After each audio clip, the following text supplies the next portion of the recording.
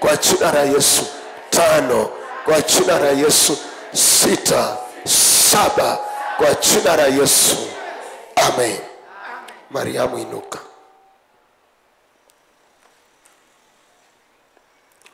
Inua mikono yako juu tena.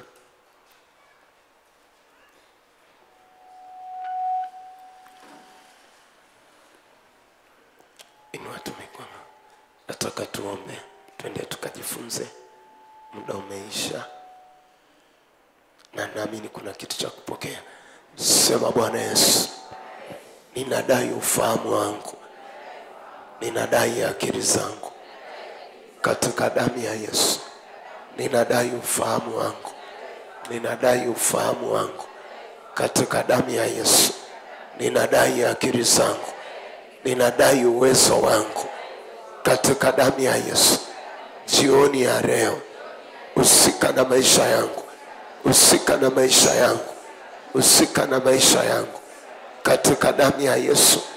Yesu, ninaomba uwe nuru, uwe nuru, uwe nuru, uwe nuru kwenye akili zangu na ufahamu wangu katika jina la Yesu na kwa damu ya Yesu. Yesu, usiniache. Yesu, usinipungukie katika damu ya Yesu na kwa jina la Yesu. Saye Baba, liko neno la uponyaji, la ukombozi, kuwekwa huru mahali niliposhikiliwa katika damu ya Yesu na kwa jina la Yesu. Asante Baba, maana leo utaniinua katikati ya vita za miungu kwa damu ya Yesu na kwa jina la Yesu. Amen. Chukua mahali pa kuandika ili sasa tusogee hatua moja zaidi.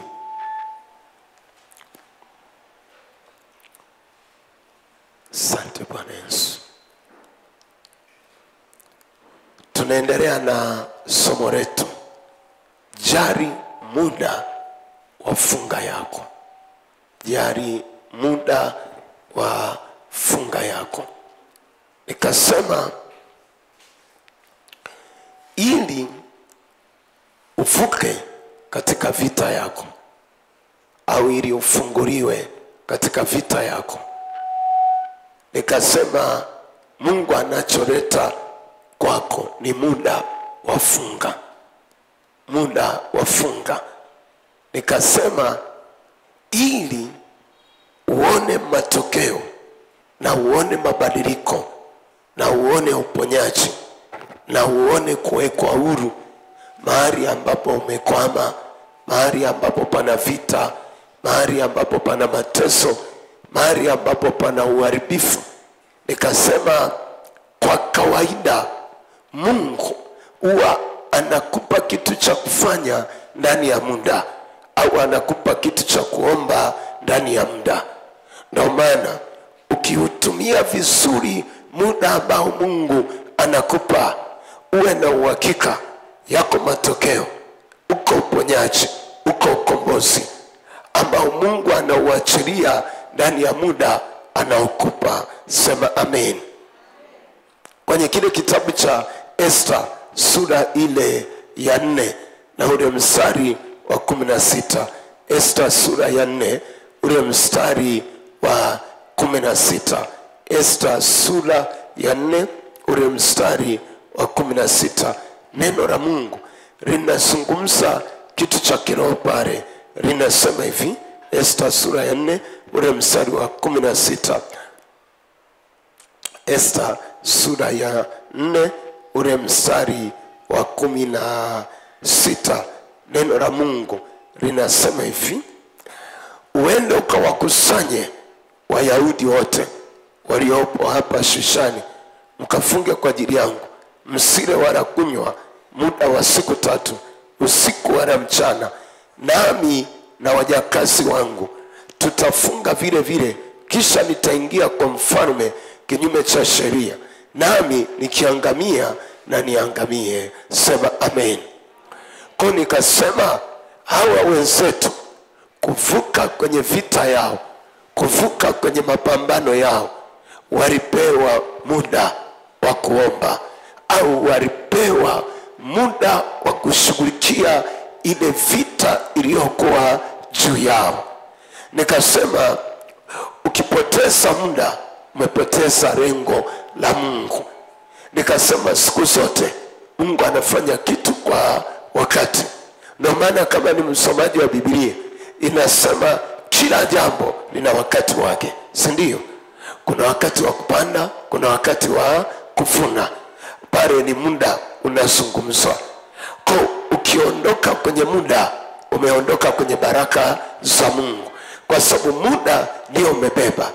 Esther alipokuwa anasema fungeni kwa ajili yangu, ifungue tena, fungeni kwa ajili yangu muda wa siku 3, muda wa siku 3, muda wa siku 3. Alikuwa anazungumza kitu ambacho wanahitaji kufanya ndani ya muda ambao walipewa na Mungu, au ndani ya muda ambao Mungu alikuwa na uangalia. Na siku zote ili Mungu atende, ili Mungu afanye, kuna vitu ambavyo hatafanya kila muda. Kuna muda Mungu akikupa huo muda, kuna kitu unahitaji kufanya, na ukipoteza ule muda, kila kitu ambacho kinahusu maisha yako au kila kitu ambacho kinahusu kufanikiwa kwako kinakuwa kimeharibikia hapo. Sema amen. Ndio maana nikasema sisi Mungu ametupa muda wa siku 8. Lazima ujue ndani ya siku 8 liko jambo Mungu amelikusudia, liko jambo Mungu anaenda kulitenda, liko jambo Mungu anaenda kulifanya, kwa sababu kila siku Mungu amefunga kitu cha pekee, ambacho hicho kitu cha pekee ni kwa ajili ya kukuvusha, ni kwa ajili ya kukuponya, ni kwa ajili ya kukomboa. Lakini hicho alichokifunga ndani ya siku kimebeba maisha yako kwa upya, au hatua zako kwa upya. Sema amen. Katika Kristo sema amen. Hebu tuangalie jambo la jana. Tulikuwa tuliangalia jambo moja ambalo lilikuwa ni la pekee sana tulipokuwa tunaendelea kujifunza, lililokuwa linasema omba Mungu akupe muda wa kutosha wa kufunga, wafunga yako, ili ufunguliwe na vifungo vya miungu ya kifamilia iliyoshika hatua za maisha yako. Nikasema ziko familia mpaka mtu afanikiwe, pana kazi kubwa sana. Kwa unajua kabisa familia yetu ina vita kwenye eneo la kufanikiwa, ina vita kwenye eneo la kustawi, kwa sababu ili mfanikiwe kama familia unakuta mnatumia nguvu kubwa. Kuna wengine kwenye eneo la kufanikiwa hawatumii nguvu kwenye eneo la kufanikiwa, yani akipanga jambo linaenda, akipanga jambo linaenda, akipanga jambo ghafla limefanikiwa.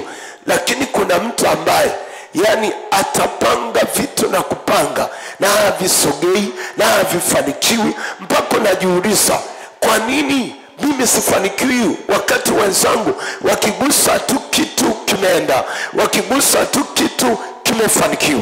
Unajua kabisa hii hali sio ya kawaida. Sasa angalia, usiwekeze muda wako kwenye kupanga, wekeza muda wako kwenye maombi. Sema amen. Unahitaji kumwambia Mungu, nipe muda wa kutosha wa maombi kwa ajili ya kufunguliwa kwenye eneo la kufanikiwa katika hatua zangu, au katika maisha yangu, au katika maisha ya familia yangu, au watoto wangu. Kwa sababu unajua ili uvuke hapo, ili ufanikiwe hapo, utafanikiwa kirahisi, ni mpaka uombe sana, ndipo vitu vinaenda. Sema amen. Kwa nikasema mara nyingi iko miungu inasimama hapo, au ziko roho ambazo zinasimama hapo, ambazo kazi ya hizo roho ni kukuzuia, kazi ya hizo roho ni kushika hatua zako, kazi ya hizo roho ni kuhakikisha aufiki kule ambako Mungu amekusudia ufike. Na nilifundisha na nikaongoza na baadhi ya maombi. Nikasema haya maombi tutaendelea nayo kesho. Ndio haya maombi sasa. Mimi nimekuwepo na mchana nimeomba na asubuhi tuliomba, lakini pia jioni angalau tumesukuma kidogo. Angalia kwa mfano, kabla sijaenda kwenye jambo la pili, angalia kitabu cha Kumbukumbu la Torati sura ya 7 anzia mstari wa 12 na kuendelea. Kumbukumbu la Torati sura ya 7 anzia ule mstari wa 12 na kuendelea. Kumbukumbu la Torati sura ya 7 ule mstari wa 12 na kuendelea. Neno la Mungu linasema hivi: itakuwa kwa sababu mwasikiliza hukumu hizi na kuzishika na kuzitenda, basi Bwana Mungu wako atakutimilizia agano na rehema aliyowapia baba zako, naye atakupenda na kukubariki na kulikuza tena na kukuongeza tena. Utabarikiwa uzao wa tumbo lako na uzao wa nchi yako, nafaka zako na divai yako, mafuta yako, maongeo ya ng'ombe zako na wadogo wa kondoo zako, katika nchi aliyowapia baba zako kuwa atakupa. Mstari wa 14, utabarikiwa kuliko mataifa yote. Hakutakuwa na mtu mume wala mke aliyetasa kati yenu, wala kati ya wanyama wenu wa mifugo. Na Bwana atakuondolea ugonjwa wote, wala atatia juu yako maradhi yote mabaya uyajuayo ya Misri, lakini ataweka juu ya wote wa kuchukiao. Angalia mstari wa 16 ambao ni mstari wa ushindi katika mistari yote. Anasema, nawe angamiza mataifa yote atakayokupa Bwana Mungu wako, jicho lako lisiwahurumie, wala usitumikie miungu yao, kwani litakuwa ni mtego kwako jambo hilo. Sema amen. Katika Kristo sema amen. Sasa unajua, ninaposema omba Mungu akupe muda wa kutosha wafunga, manake muda wako unapokuwa muda wako unapokuwa ni mtosherefu katika maombi juu ya kushughulika na miungu, anakueleza kwanza Mungu namna ambavyo miungu imezuia. Kwa sababu kama miungu inaweza ikazuia uzao wa tumbo la mwanamke, miungu inaweza kazuia, inaweza kazuia baraka za kazi za mikono ya mtu. Miungu pia inaweza kazuia hatua za mtu kufanikiwa.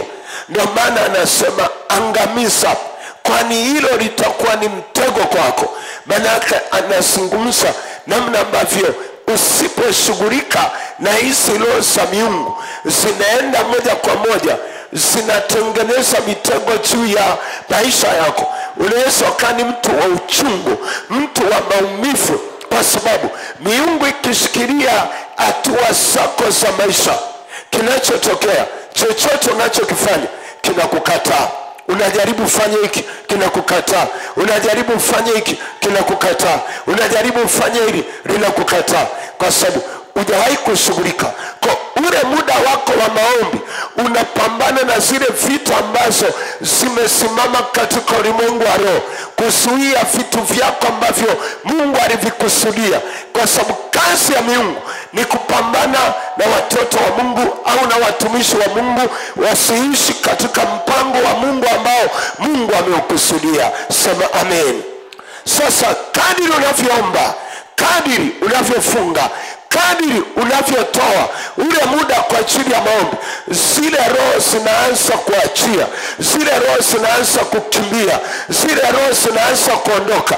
Alafu mtu yule alikuwa hawezi kufanikiwa, ghafla anaanza kusogea hatua kwa hatua. Sema amen.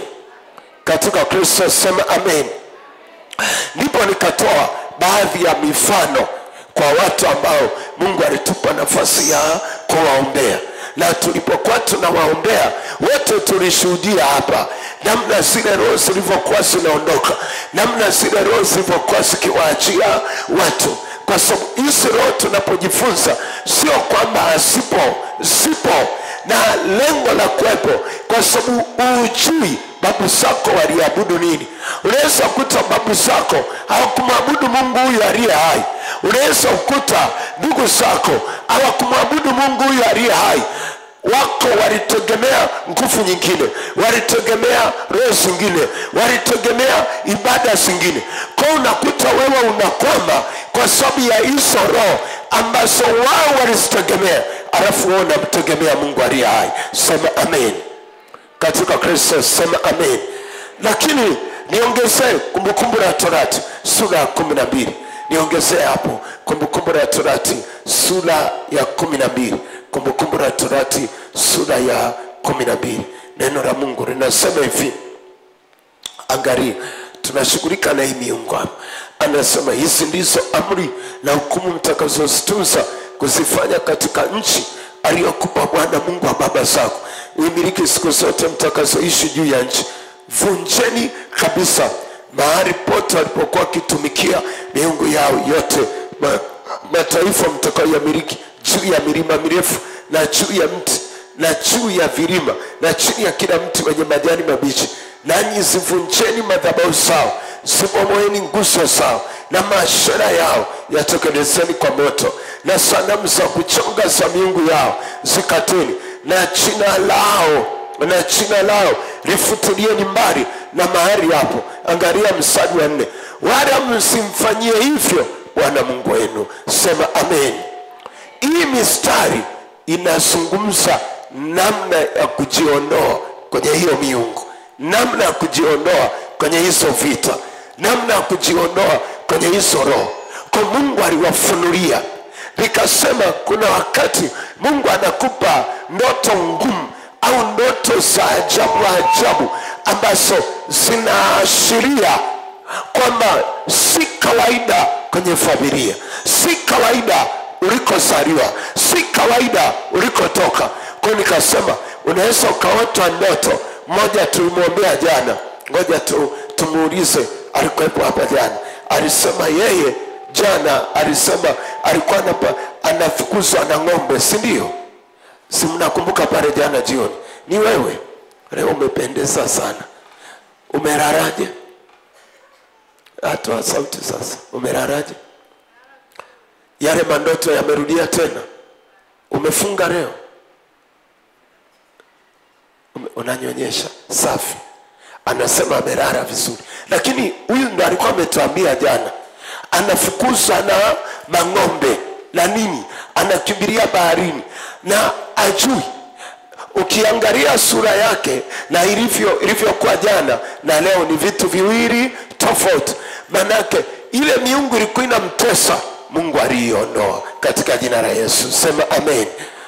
Mungu alikuwa anawasemesha au wana wa Israeli wanapoenda Kanani washughulike na ile miungu, washughulike na zile roho, ili zisije zikaharibu maisha yao. Unajua hivi tunavyoomba, huwezi kujua katika ulimwengu wa roho ni maroho mangapi Mungu anapambana nayo ili wewe uvuke. Ni maroho mangapi Mungu anayaondoa. Hivyo unavyoona tunaomba toba, unajua ndio tunasogea katika jina la Yesu. Hivi ndio zile roho zinaachia. Hivi yale mateso ndio yanaachia. Ndio maana ninaposema ita damu ya Yesu, maana yake ninakusukuma ndani yako damu ya Yesu Kristo ikusaidie kupigana vitu ambazo wewe usingeweza kupigana. Sema amen. Katika Kristo sema amen. Kabla tujaingia kwenye jambo la 4, simama sasa. Simama pale ulipo. Kabla tujaingia jambo la 4, inua mikono yako juu. Asante Bwana Yesu. Inua mikono yako juu. Sema Bwana Yesu, niko mbele zako kwa damu ya Yesu na kwa jina la Yesu. Ninaomba neema yako. Ninaomba damu ya Yesu. Ninaomba damu ya Yesu inayonena mema iondoe sasa zile vita ambazo miungu iliinua kwenye maisha yangu, miungu iliinua kwenye familia yangu. Naondoa zile vita, naondoa zile vita kwa damu ya Yesu. Naita damu ya Yesu kwa ajili ya familia yangu, kwa ajili ya ndugu zangu, kwa ajili ya watoto wangu, kwa ajili ya uchumi wangu. Naita damu ya Yesu iondoe ile miungu. Sai ya Baba, sai ya Baba, kwa damu ya Yesu. Naondoa ile miungu na madhabahu zao na sadaka zao walizozitoa kwa ajili ya maisha yangu, kwa ajili ya jina langu, kwa ajili ya uhai wangu, kwa ajili ya uchumi wangu. Natoa damu ya Yesu, natoa damu ya Yesu, natoa damu ya Yesu, natoa damu ya Yesu kwa ajili ya mzaliwa wa kwanza, kwa ajili ya familia yangu, kwa ajili ya wanaume ndani ya familia, kwa ajili ya wanawake ndani ya familia. Natoa damu ya Yesu, natoa damu ya Yesu kwa ajili ya ndugu zangu, kwa ajili ya maisha yangu, ili yale maroho ya miungu yapate kuniachia, yapate kuachia familia yangu kwa damu ya Yesu, kwa damu ya Yesu. Hebu itoe damu ya Yesu kwa dakika moja. Baba, naitoa damu ya Yesu Kristo, naitoa damu ya Yesu Kristo, naitoa damu ya Yesu Kristo, naitoa damu ya Yesu Kristo, naitoa damu ya Yesu, naitoa damu ya Yesu, naitoa damu ya Yesu. Rikandoromusa, itoe damu ya Yesu kwenye uchumi wako, kwenye familia yako, kwenye uzao wako. Naitoa damu ya Yesu, naitoa damu ya Yesu, naitoa damu ya Yesu, naitoa damu ya Yesu, naitoa damu ya Yesu, naitoa damu ya Yesu, damu ya Yesu, damu ya Yesu, damu ya Yesu, damu ya Yesu. Naitoa sasa, naitoa damu ya Yesu, naitoa damu ya Yesu. Zile roho Baba zipate kuachia, zile nguvu zipate kuachia, yale maagano yapate kuachia kwa ajili ya watoto wako, kwa ajili ya familia yako, kwa jina la Yesu Kristo, kwa jina la Yesu Kristo, kwa jina la Yesu Kristo, kwa jina la Yesu Kristo, kwa jina la Yesu Kristo, kwa jina la Yesu Kristo, kwa jina la Yesu Kristo.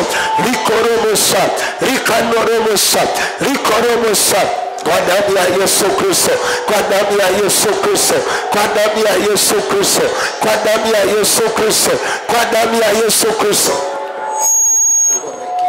kwa damu ya Yesu, kwa damu ya Yesu, kwa damu ya Yesu, kwa damu ya Yesu. Rikoromosa, rikanoremosa, rikanoremosa katika damu ya Yesu, katika damu ya Yesu.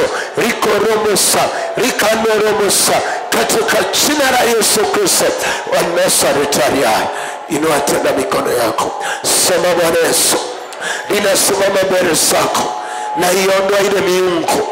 Saye Baba, saye Baba, na iondoa hiyo miungu kwa damu ya Yesu, na iondoa hiyo miungu kwa damu ya Yesu, na iondoa hiyo miungu kwa damu ya Yesu, kwa damu ya Yesu, na iondoa hiyo miungu. Achia familia yangu, achia watoto wangu, achia sasa, achia sasa, achia sasa. Na iamuru sasa hiyo miungu kwa damu ya Yesu, kwa damu ya Yesu, kwa damu ya Yesu. Na iamuru hiyo miungu, achia familia, achia uzao, achia watoto kwa damu ya Yesu, kwa damu ya Yesu, kwa damu ya Yesu. Na iamuru hiyo miungu, achia kazi, achia hatua. Aya, iamuru hiyo miungu ikuachie, amuru hiyo miungu ikuachie. Rikanoremosa, rikanoremosa, rikanoremosa, rikanoremosa katika damu ya Yesu, katika damu ya Yesu, katika damu ya Yesu, katika damu ya Yesu, katika damu ya Yesu, katika damu ya Yesu. Rikanoremosa, rikanoremosa, rikanoremosa katika damu ya Yesu, katika damu ya Yesu, katika damu ya Yesu, katika damu ya Yesu, katika damu ya Yesu. Na iamuru hiyo miungu, tamka, tamka, tamka, tamka. Niliambiwa leo ombeni, kanoromosa, kanoromosa, kandaramasa, rikanoremosa katika damu ya Yesu. Amuru hiyo miungu kwa damu ya Yesu, amuru hiyo miungu kwa damu ya Yesu, amuru hiyo miungu kwa damu ya Yesu, amuru hiyo miungu kwa damu ya Yesu. Rikoramasa, rikanoremosa, rikanoremosa, rikanoremosa, rikanoremosa, rikanoremosa, rikanoremosa, rikanoremosa, rikanoremosa, rikanoremosa katika damu ya Yesu. Tunaweza tukatumia moja tu. Kanoromosa, rikanoremosa, rikanoremosa katika jina la Yesu, katika damu ya Yesu. Rikandoromusa katika jina la Yesu na kwa damu ya Yesu Kristo wa Nazareti aliye hai. Inua mikono yako, sema Bwana Yesu, niko mbele zako, naita damu ya Yesu, kazi zangu ziachiliwe, uchumi wangu uachiliwe kwa damu ya Yesu na kwa jina la Yesu. Asante Baba kwa kuwa ni mwema, katika jina la Yesu, amen. Tumpigie Yesu makofi ya shukrani. Asante Yesu, asante Yesu. Naomba tuketi, tuingie kwenye jambo la 4 sasa. Tuingie kwenye jambo la 4. Kata zile iache hii. Sasa tunaingia kwenye jambo la ngapi? La 4, si ndio? Linalosema omba Mungu akupe muda wa kutosha wa kufunga, ili alichokusudia Mungu juu ya maisha yako na familia yako kisiharibiwe na miungu. Omba Mungu akupe muda wa kutosha wa funga, ili alichokusudia Mungu juu ya maisha yako na familia yako kisiharibiwe na miungu. Omba Mungu akupe muda wa kutosha wa funga, ili alichokusudia Mungu juu ya maisha yako na familia yako kisiharibiwe na miungu. Kwa kawaida miungu inapambana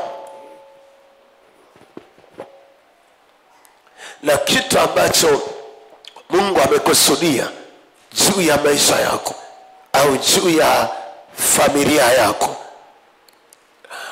Ndio maana mara kwa mara Mungu atakuwa anakuonyesha hizo vita, na anapokuonyesha vita ni kama vile anakuambia, mwanangu, omba ili uvuke hapa. Au atakwambia, mtumishi wangu, omba ili uvuke hapa, kwa sababu kuna kitu Mungu amekusudia. Lakini kazi ya miungu ni kupambana na kile ambacho Mungu amekusudia juu ya familia, juu ya maisha yako. Kwa mfano, ukisoma kile kitabu cha Waamuzi sura ya 5, Waamuzi sura ya 5 na ule mstari wa 8, Waamuzi sura ya 5 na ule mstari wa 8, Biblia inasema hivi: walichagua miungu mipya, ndipo kulikuwa na vita wapi? Marangoni. Je, ilionekana ngao au mkuki katika watu 40,000 wa Israeli? Kwa sababu siku zote miungu inajitokeza.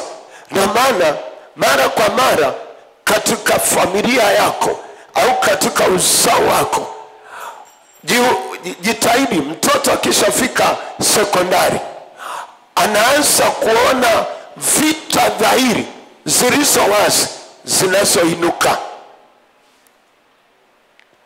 Mtoto akishatufika sekondari au katika maisha yako, unaweza kukuta saa unatoka kufanya jambo fulani la kimaendeleo au la kimafanikio, kuna saa vita zinainuka, kuna roho zinainuka, na unajua tu kabisa hizi roho zinazoinuka kazi yake ni kunizuia nisiende katika kile ambacho Mungu amekusudia. Unajua, kwenye lango la familia yangu au kwenye lango la uchumi wangu ziko roho ambazo kazi yake ni kupambana kunizuia.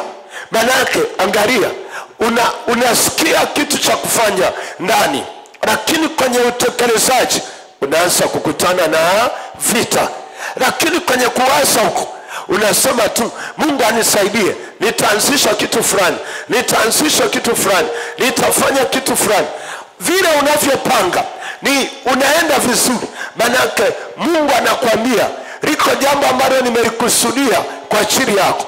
Lakini ghafla unapofika kwenye utekelezaji, unapofika kwenye kutenda, inainuka vita, unainuka upinzani, au kile ulichokianzisha unashangaa kimekufa au kimeharibika. Ghafla unajua miungu kazi yake ni kuharibu kile ambacho Mungu amekusudia. Mungu atakacho achilia ndani yako, utaanza kuombea jambo lako kwa mzigo kabla ya kulifanya. Sema amen. Katika Kristo sema amen. Ukishajua una upinzani kwenye vitu vyako, ukishajua mimi mpaka nifanye jambo lifanikiwe, au mpaka watoto wasome wafanikiwe, kwa sababu kuna mwingine unajua tu miungu inafanya vita na wewe. Ikifika kipindi cha mitihani, unaona watoto wanakutana na vita kweli, au unaona mtoto anaumwa, au mtoto akienda shule anakuwa ni mtu wa kupambana na maroho, kupambana na maroho, kupambana na maroho. Unajua tu ghafla katika ulimwengu wa roho iko miungu inayonizuia nisiende kwenye kile ambacho Mungu amekusudia. Sema amen. Unajua kwa nini nakufundisha? Swala si kuomba. Swala unalenga nini katika kuomba? Kuna mwingine ukisema kuomba anaomba, ni sawa kabisa, lakini hakuna anacholenga. Kwa kawaida Mungu anapokufunulia vita, maana yake anakuambia lenga kuomba katika hiki nilichokuonyesha, katika hiki nilichokufunulia. Maana yake kama una upinzani, elekeza maombi yako kuondoa ule upinzani uliosimama katika kile ambacho Mungu amekusudia juu yako. Sema amen. Katika Kristo sema amen. Narudia tena nasema amen. Ndio maana anasema kulikuwa na vita wapi? Marangoni. Sema haleluya. Katika Kristo haleluya. Ngoja niongee na mama. Yule mtoto aliyeniletea Jumapili wa kiume yuko wapi? Ile vita imerudia tena. Kwa nini haijarudia? Ni kwa sababu tulishughulika. Ile ilikuwa ni miungu inamzuia huyu kijana. Sasa angalia. Ngoja kwanza nenda pale mbele. Kwa nini ilikuwa inamzuia? Mtoto wa kiume ni ukoo. Sema amen. Na watu wengi hawajui. Ili familia isimame, lazima mtoto wa kiume vitu vyake vifanikiwe. Visipofanikiwa, kwa mfano sasa huyu mama, vita yule mtoto ilianza kwenye tumbo la huyu mama. Nenda pale mbele. Tutaenda, mimi nataka tufike pale ambapo Mungu amekusudia. Vita yule mtoto, unapomfungua yule mtoto, usianze kumfungua yule mtoto, kwa sababu yule mtoto akupenda azaliwe kwenye hii familia, ila amejikuta amezaliwa kwenye familia ambayo tayari miungu hairuhusu afanikiwe, hairuhusu asome, hairuhusu, kwa sababu yuko kwenye darasa la mitihani form 2 ndio vita ilipoinuka. Maana yake kila ngazi ya kielimu itakapokuwa inafika ambayo inahusu mitihani ya kitaifa, inayohusu asogea hatua nyingine, kutakuwa kuna inuka roho za magonjwa, kutakuwa kuna inuka nguvu za giza. Lakini angalia, alianza kukwama huyu, alianza kukwama na mume wake. Maana yake miungu ilimtesa mama, ilimtesa baba, ili uzao wao usifanikiwe. Na mama hajashughulika na hiyo miungu. Yeye anaiona vita kwa watoto, lakini haoni vita yeye ndiye aliyebeba kabla watoto hawajazaliwa. Yeye ndo ameibeba hiyo vita, na hiyo vita haijaondoka, imemshikilia huyu mama. Kwa inapojitokeza kwa mtoto, maana yake vita ina kawaida ya kuzaa. Sema haleluya. Anasema haleluya. Anaitwa nani mtoto? Aya, inua mikono yako juu kwenye tumbo la uzazi la huyu mama. Sema Bwana Yesu, tunamfungua Grayson kwenye tumbo la huyu mama kwa damu ya Yesu. Ile miungu iliyoshikilia Grayson kwenye ile tumbo, kwa damu ya Yesu, kwa damu ya Yesu, kwa damu ya Yesu, kwa damu ya Yesu, kwa damu ya Yesu, kwa damu ya Yesu, kwa damu ya Yesu, kwa damu ya Yesu, kwa damu ya Yesu, kwa damu ya Yesu, kwa damu ya Yesu. Sasa angalia, Grayson hana vita. Vita imetoka kwa nani? kwa mama imeenda kwa nani? Kwa Grayson. Sema amen. Ndivyo ilivyo. Asubuhi na jana nilikuwa nawaambia nitaenda na hii vita kwa sababu nafundisha sasa, ni siku ya pili, tutaenda mpaka kesho. Wazazi wengi hawajui wao ndio walioambukiza vita kwa watoto wao, ila wazazi wengi wanasani watoto wao wana vita. Vita ya Grayson haijaanza kwa Grayson, huyu bado ni mchanga, huyu bado ni mdogo, ila vita ya alikozaliwa mama yake, ila vita ya alikotoka baba yake ndio inamzuia huyu kijana asisome. Yamkini baba amekwama, yamkini mama alikwama kwenye elimu, baba alikwama kwenye elimu. Miungu haiwezi kumruhusu huyu mtoto afanye nini? Asome. Ni mpaka mama atakapompata muda wa kutosha wa kuomba, kuwavusha watoto wake kwenye lango la elimu, ndipo watoto watavuka kwenye lango la elimu. Sema Yesu nisaidie katika jina la Yesu. Si mnaelewa anachofundisha? Mwelewi mpaka hapo? Sasa angalia, ili ufanikiwe kuna mahali Mungu atataka upambane sana. Sasa angalia, wanapambana na yule mama pale. Unajua, usipojua sasa kwamba vita ya Grayson si kwa Grayson, bali vita ya Grayson ni kwenye tumbo la mama, ni kwa baba aliyemzaa, ni kwa mama aliyemzaa. Watakuwa na mtazama mtoto ndio mwenye shida, kumbe mtoto ana shida. Sema amen. Inua mikono yako tena juu. Najaribu kufundisha kwa vitendo ili angalau akili yako idake. Sema Bwana Yesu, tunakomboa kitofu cha Grayson kwa damu ya Yesu, kilichoungamanishwa na kitofu cha mama kwa damu ya Yesu. Tunakomboa sasa kitofu cha Grayson kwa damu ya Yesu, kwa damu ya Yesu, kwa damu ya Yesu, kwa damu ya Yesu, kwa damu ya Yesu, kwa damu ya Yesu, kwa damu ya Yesu, kwa damu ya Yesu, kwa damu ya Yesu. Tunamfungua sasa Grayson kwa jina la Yesu Kristo. Yale maroho aliyoyapokea kwenye tumbo la mama yasimpate yeye kwa damu ya Yesu. Wale wadogo zake tunaomba Bwana Yesu afikie ngazi ya kielimu uliyoikusudia kwa jina la Yesu na kwa damu ya Yesu. Kila mwenye pumzi aseme amen. Aya, nenda mama Grayson, tumemaliza. Umefunga leo? Umekula? Umefunga? Aya, nenda. Takuwa nauliza. Bwana asifiwe. Ndugu zangu, Bwana asifiwe. Katika Kristo Bwana asifiwe. Kuna kitu naelewa mpaka hapo, si ndio? Aya, twende tusogee tena. Twende tusogee tena. Angalia kile kitabu cha Waamuzi sura ya 6. Waamuzi sura ya 6. Waamuzi sura ya 6. Waamuzi sura ya 6. Angalia ule mstari wa 25. Waamuzi sura ya 6 mstari wa 25.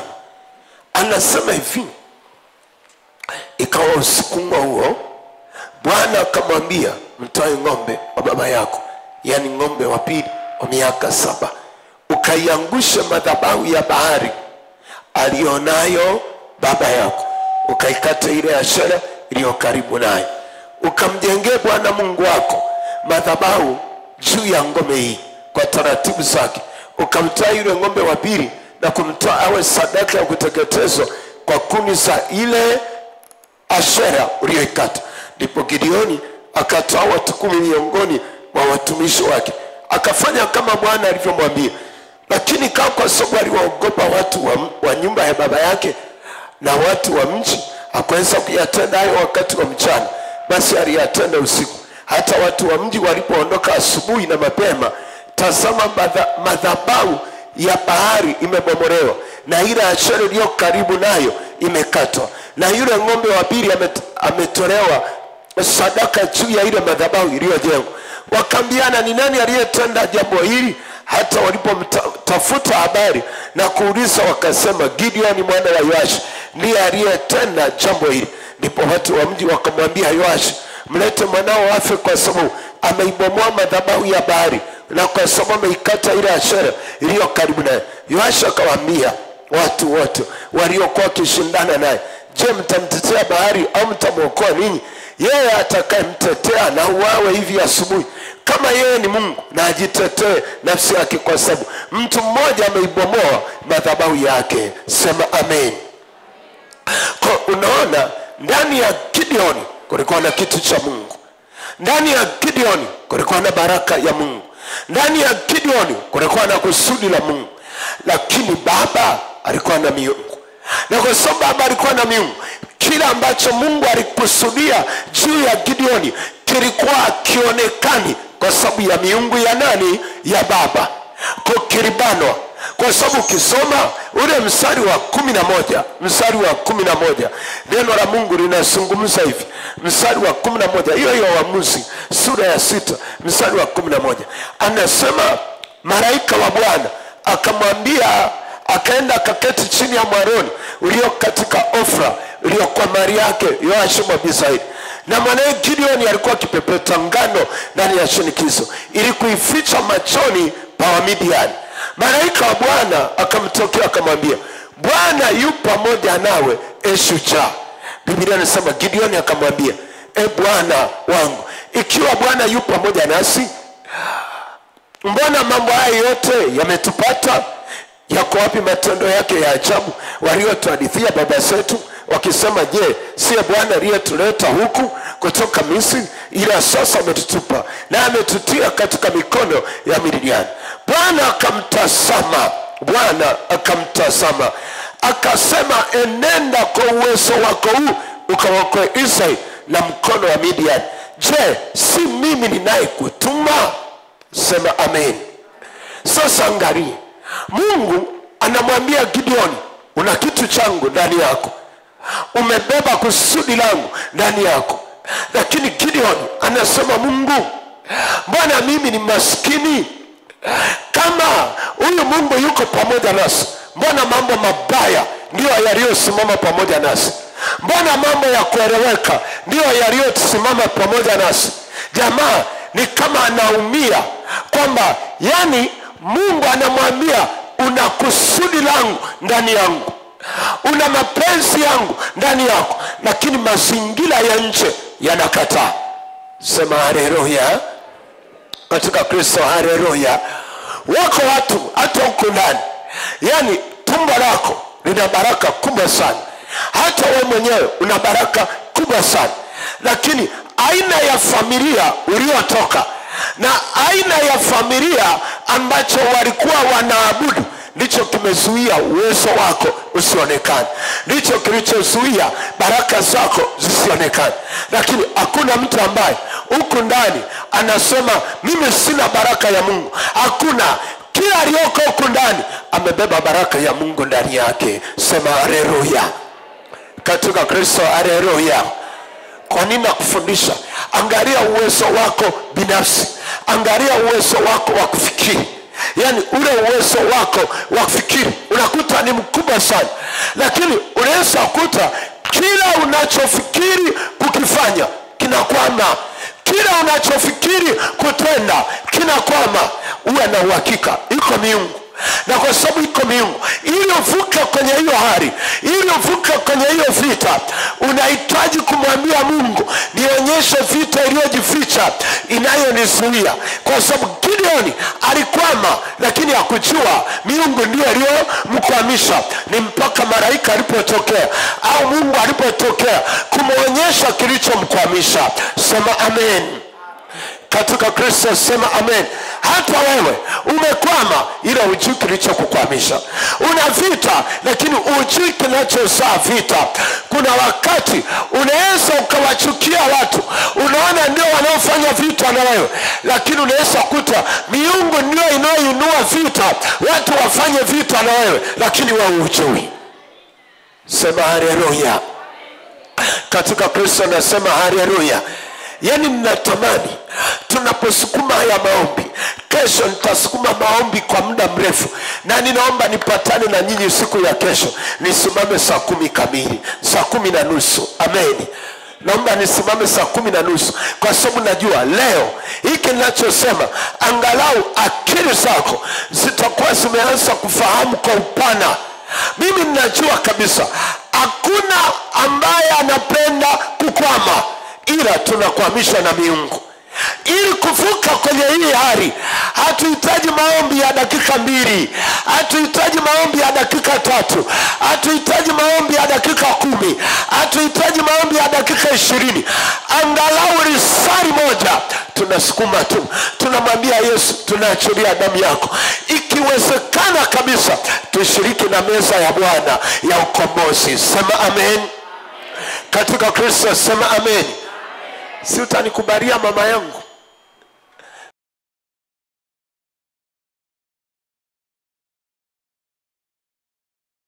Fuka kirahisi. Unajua wana wa Israeli walizuiliwa na miungu. Ni kitu gani kiliwavusha kwenye ile 12 Kutoka, si ndio? Si unaona Mungu anasema hivi, unajua vile walizuiliwa, walikuwa na kusudi la Mungu ndani yao, walikuwa na wazo la Mungu ndani yao, walikuwa na maisha ya Mungu ndani yao, lakini angalia, miungu ilienda kuwazuia. Mungu alijaribu kufanya ishara, haleluya, alifanya ishara ya kuleta vyura, alifanya ishara ya kuleta chawa, alifanya ishara ya kugeuza maji kuwa damu, lakini hawakuachilia. Ni mpaka Mungu alipowaambia, mtachinja mwanakondoo wa nini? Wa Pasaka. Sema amen. Alafu akawaambiaje? Mtaipaka ile damu kwenye mimo ya nini? Ya marango. Akasema, nami nitapita usiku, nitakapoiona damu, anasema nitaihukumu miungu ya Kimisri. Maana ana hukumu miungu iwaachie wana wa Israeli waende, na tunaihukumu miungu jioni ya leo ikuachie wewe na familia yako mkafanikiwe katika jina la Yesu. Sema amen. Katika Kristo sema amen. Mimi natamani tu nipate watu ambao watajikana, ambao hawatakuja leo, kesho watakuja leo, kesho hawatakuja. Yaani unajua maombi kama haya yanapenda ukianza usimisi, ukianza ndio umeanza, ukianza ndio umeanza, kwa sababu unajua miungu ikipigwa leo inajitahidi kesho jitetee. Kesho ukiamkia unaipiga, inajitahidi jitetee, baadaye unaimarisha kabisa. Mimi nataka tusipige leo umelala vizuri unasema siendi. Hapo ndo chochea, hapo ndo chochea.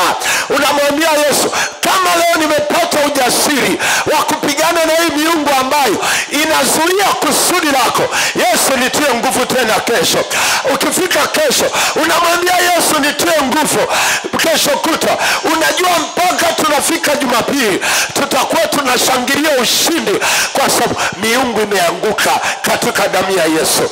Sema ameni, sema ameni. Katika Kristo sema ameni. Uko tayari kusafiri kwenye vita bila kumisi? Sema amen. Sasa angalia, Mungu alimuonyesha Gideoni miungu. Sasa angalia, Biblia inasema Mungu alimwambia nenda kaibomoe.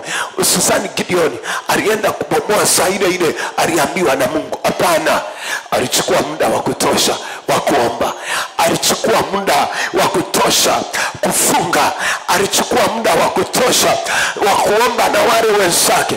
Unajua mpaka Gideoni anaenda kuiangusha madhabahu ya Mungu bahari ya baba yake na kujenga. Uwe na uhakika tayari ile miungu mpaka anapoenda kuibomoa ile madhabahu, miungu ilikuwa imeanguka, na wale ambao walikuwa nakaa kwenye ile miungu na wao walikuwa wameondoka. Ni kwa sababu ili Mungu aiharibu ile madhabahu ya bahari. Unajua ninaposema ita damu ya Yesu, ninaposema omba toba, unajua katika ulimwengu wa roho ni kama vile uwezi tukaweka unga hivi ukapakua ukasema ugali umeiva. Kuna prosesi za kukoroga. Sema ameni. Kuna prosesi za kugeuza ule ugali. Kuna prosesi za kuhakikisha mpaka ule ubichi unaondoka. Zamani ugali ulikuwa ukipikwa nyumba hii, kule barabarani unasikia harufu ya ugali ulioiva. Sema amen. Katika Kristo sema amen. Wanajua kwa Mama John ugali leo umepikwa, harufu yake mpaka barabarani. Sio ugali wa saizi. Yani binti anapika ugali hajui hata kama ugali umeiva au vipi. Yani zamani tulikuwa tunafundishwa na kila mama jikoni, unakata anarusha ukutani. Sema haleluya. Nasema tena haleluya. Ukinasa unajua, usiponasa unajua. Unajua ili wajua umevuka kwenye vita, si kwa sababu tu leo umekuja kwenye maombi. Hapana, unajua baada ya siku 8 wewe mwenyewe utajua nimevuka. Utaona vile ambavyo vilikuwa vinakukwamisha uvioni tena, uvioni tena. Unaona kama ni kwenye biashara inaenda, haikosi wateja. Ni kazini unaona kuna amani, ni hela utakuwa unaona inatunzika. Unajua miungu imeanguka tayari katika jina la Yesu. Sema ameni. Sasa watu wengi hawajui. Saa hii tunaomba hiki. Unajua tuko kwenye process za kuvuka kwenye vita. Tuko kwenye mkakati wa kuvuka kwenye vita. Ile unapokosa siku moja, kuna kitu umepunguza katika ulimwengu wa roho. Kuna kitu umepunguza katika ulimwengu wa roho. Ndio maana hata jana niliwaambia ili funga yako isikulemee, amkia kwenye madhabahu. Hata tu maombi ya nusu saa, hata lile risali moja tu katika ulimwengu wa roho, ile vita ndio unaimaliza. Unajua inapofika siku ya mwisho, tunapoimba bendera yake Yesu inapepea, tayari inapepea, tuna uhakika hatutarudi kwenye ile miungu ya baba zetu, hatutarudi kwenye yale maagano ya miungu ya baba zetu, hatutarudi kwenye maskini wa baba zetu, hatutarudi kwenye mauti ya baba zetu, hatutarudi kwenye magonjwa ya baba zetu. Tunajua tukichomoka tumechomoka. Sema ameni. Mimi natamani tuchomoke katika jina la Yesu. Hatufungi tu kushinda na njaa. Hapa tumekwama na lazima tuvuke katika jina la Yesu. Sema amen. Mimi nakufundisha, sikufurahishi. Nataka ujue namna ya kupambana. Kataa maisha kuwa mtumwa. Kataa maisha kutegemea wengine. Kataa maisha ya kuangalia wengine. Mwambie Yesu, kama imewezekana kwa hawa, hata kwangu inawezekana pia. Kama hawa wameweza kufanikiwa, mwambie Yesu, nitalia machozi kwenye madhabahu yako mpaka miungu iachie maisha yangu. Sema amen. Unajua kuna watu hawataki kupambana. Kuna watu ambao hawataki kujipambania. Watu wa kiroho, amkeni katika jina la Yesu Kristo. Hii ni saa ya kupambana. Usije tu kutembea kanisani. Mwambie Yesu, mimi nimekuja kupambana ili nivuke kwa ajili ya familia yangu na kwa ajili ya uzao wangu. Sema amen. Angalia, ili upambane hii vita, jifunze kulijua kusudi la Mungu kutokea kwenye wazo la Mungu. Jifunze kulijua kusudi la Mungu kutokea kwenye wazo la Mungu. Ili ujue kupambana na miungu, jifunze kulijua wazo la Mungu. Unajua ukilijua wazo la Mungu, ni rahisi kupambana vita. Kwa sababu unaanza kujua ghafla kuna kitu cha baraka Mungu ananiwazia. Kuna kitu cha baraka Mungu amekitenga. Kwa sababu Mungu lazima aseme, lakini asiposema, huko ndani utakuwa unaiona ile bidii ya Roho Mtakatifu. Uone sana, si tumeanza tu kuomba hivi, lazima kuna kitu ulikuwa unakisikia ndani. Sema haleluya. Ndugu zangu, nasema haleluya. Lazima kuna kitu unaanza kukiona ndani. Ukiangalia watoto unaanza kuona kitu ndani. Ukiangalia mume wako unaona ana kitu kikubwa ndani. Unaanza kujiona wewe mwenyewe, unajiona una kitu kikubwa ndani yako. Unajua ghafla unaanza kupambana na Mungu. Sema amen. Umewahi kufikiri wewe ni mtu mkubwa ndani yako? Umewahi kufikiri wewe uzao wako wamebeba kitu kikubwa ndani yao? Umewahi kufikiri? Ukishaanza kuona aina ya wazo fulani linatokea ndani, ujue ni Mungu anakuhimiza. Ndani kuna kitu umebeba, ndani kuna kitu unacho ambacho ukikipambania hicho, Mungu ndo anakuambia pambana na miungu, pambana na miungu, pambana hizi vita ili upate kuvuka. Sema Yesu nisaidie katika jina la Yesu. Angalia kile kitabu cha Mwanzo sasa.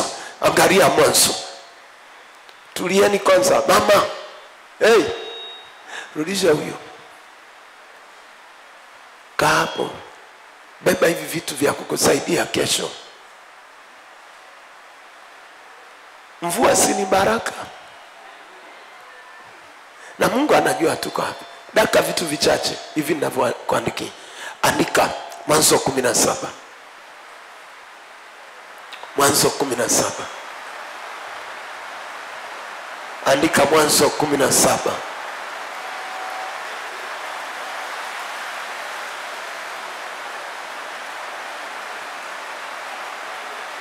Umeandika Mwanzo 17 mstari wa kwanza.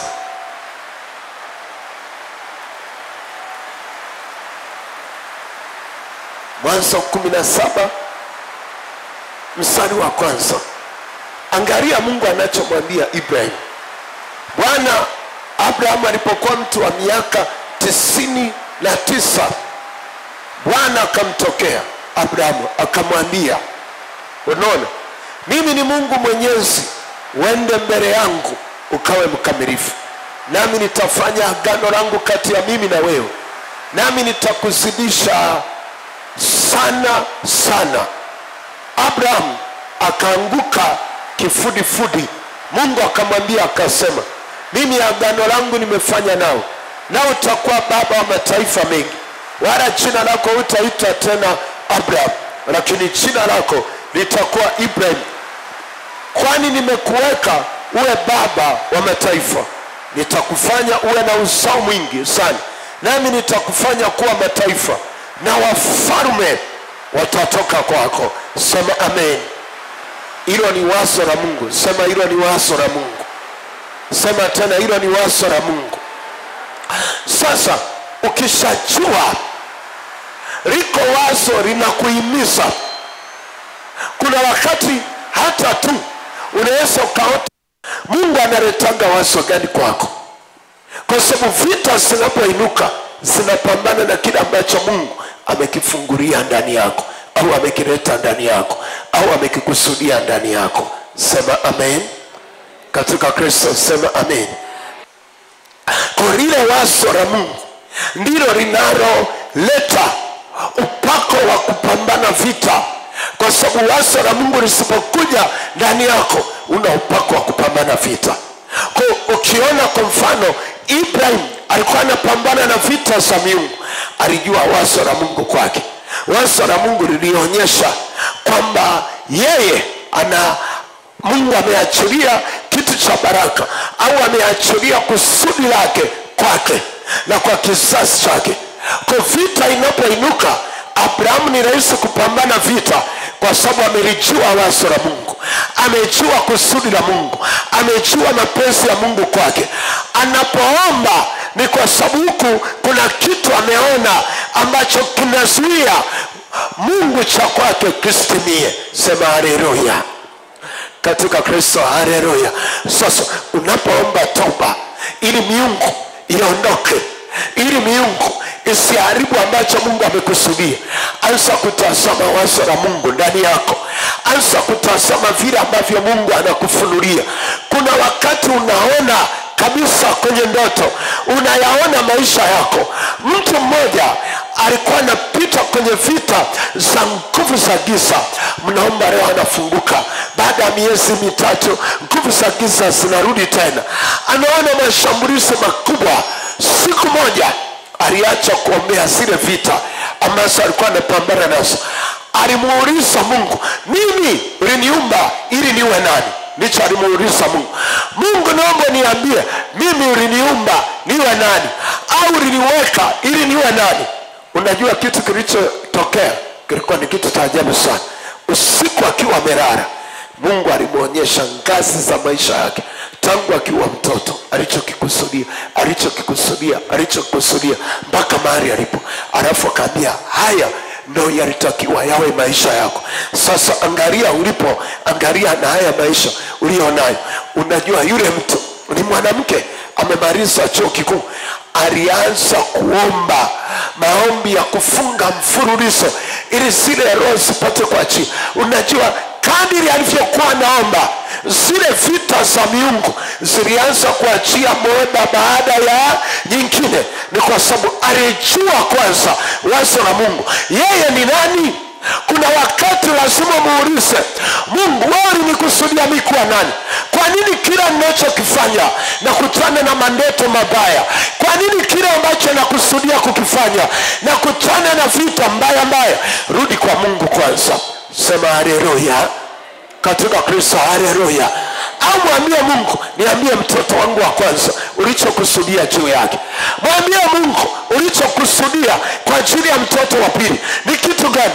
Utakuja kujua. Sisi nilikuwa naongea na mchungaji Jumatatu, nadhani Jumatatu asubuhi, au akanisimulia namna ambavyo vita ya mzaliwa wa kwanza kwenye familia. Sema amen katika Kristo, sema amen. Unajua mnaweza mkana vita ni kwa sababu mzaliwa wa kwanza ndiye aliyebeba baraka. Kama ndiye aliyebeba baraka, manake huyu akizuiwa hao wengine wanazuia, huyu akifanikiwa hao wengine wamefanikiwa. Yamkini wao ukitoboa, ndugu zako watatoboa. Yamkini wao unaona vita, ndugu zako wote wanakutazama wewe. Kuna wakati namwambiaga Mungu, nibariki mimi kwanza ili ndugu zangu wabarikiwe. Kwa sababu mimi ndiye ninayefunga, mimi ndiye ninayetoa sadaka. Yani nyinyi wote hata msipotoa sadaka, mimi ninatoa. Yani hivi nilivyokuwa nakuja, nilipanga bajeti yangu ya sadaka siku kwa siku, kwa sababu najua ile tu kwamba Mungu alisema faida jari muda wafunga. Nilijua tu kadiri tunavyoomba, uko upako utakuvusha, uko upako utanivusha. Ninakuombea kwa jina la Yesu, Mungu akuvusha na wewe katika jina la Yesu. Uko tayari kuvuka? Na kuuliza, uko tayari kuvuka? Amua kuvuka katika jina la Yesu. Mwambie Yesu, Mungu, mimi nikivuka hao wengine wanavuka. Mimi nikitoboa hao wengine wanatoboa. Mimi madhabahu zikinianguka hao wengine madhabahu zitaanguka. Jifunze kuomba maombi ya namna hiyo. Uko tayari? Nasema uko tayari? Na kuuliza, uko tayari? Na kuuliza, uko tayari? Inua mikono yako. Nasikia tu mzigo. Sijaachilia kile ambacho nataka nikiachilie. Sijakiachilia. Nilikuwa naangalia baada kutoka asubuhi, ninapomwambia Mungu nisaidie juu ya watu hao, nilikuwa ninaona miungu inapambana kuhakikisha hao watu hawavuki. Ninakuombea, tumeanza hivi, usije ukakosa hata siku moja katika jina la Yesu. Ni nyinyi niambieni nisimame saa ngapi? Kwa sababu haya maombi ya kupambana na miungu, unaweza kukuta kuna siku tutafika saa 2 usiku humu ndani hatujatoka. Hii tunatengeneza njia ya kupita tu. Tunatengeneza njia ya kupita. Kuna watu humu ndani ni watu wakubwa, lakini kila wanachofanya kinakwama. Mimi mwongo?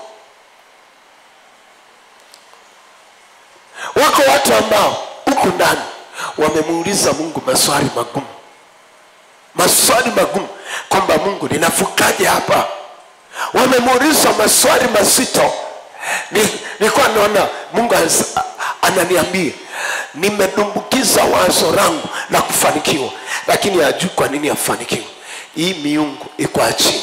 Mungu aliweka wazo la kufanikiwa wana wa Israeli Kanani, lakini Mungu aliwapa huyo aliyewapa wazo la kufanikiwa Kanani ndiye aliyewapa wazo la kupambana na madhabahu za Kanani, za kuangusha miungu ya Kanani. Ni Mungu huyo aliwapa wazo la kufanikiwa Kanani, akasema pana nchi ijayo maziwa na asali. Hilo lilikuwa ni wazo la Mungu, lakini walipokuwa wanaenda njiani, huyo Mungu aliyewaambia kuna maziwa na asali, na huyo Mungu aliwaambia mkifika kule bomoeni madhabahu zao, kateni ashara zao.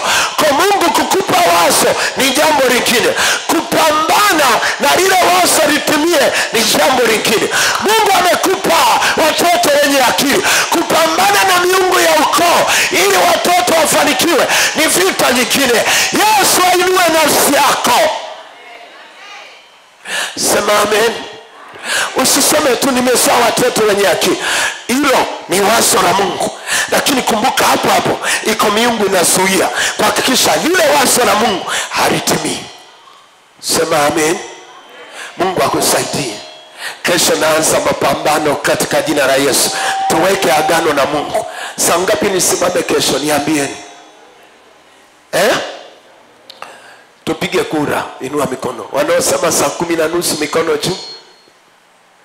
Wanaosema saa 10:30 imepita, inukeni. Nataka tuanze kupambana. Mtaelewa tutakapofuka. Haleluya. Sogea mbele. Haleluya. Haleluya. Haleluya. Mwokozi. Haleluya. Haleluya.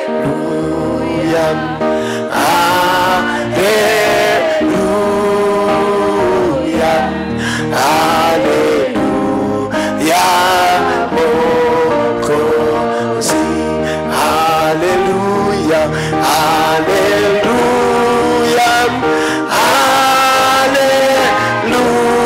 Haleluya. Haleluya. Mwokozi.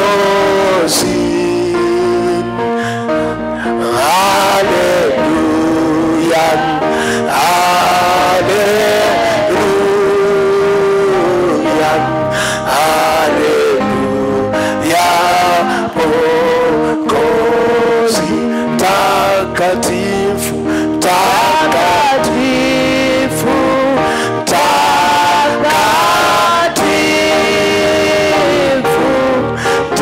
takatifu, Mwokozi.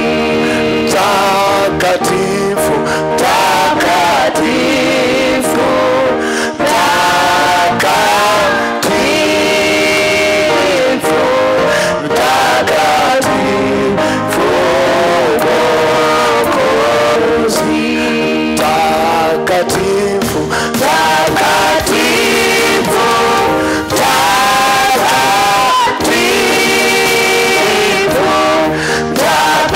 takatifu, Mwokozi. Mtakatifu, mtakatifu, mtakatifu,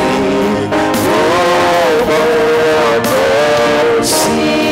Inua mikono yako chini. Sema Bwana Yesu, niko mbele zako katika damu ya Yesu.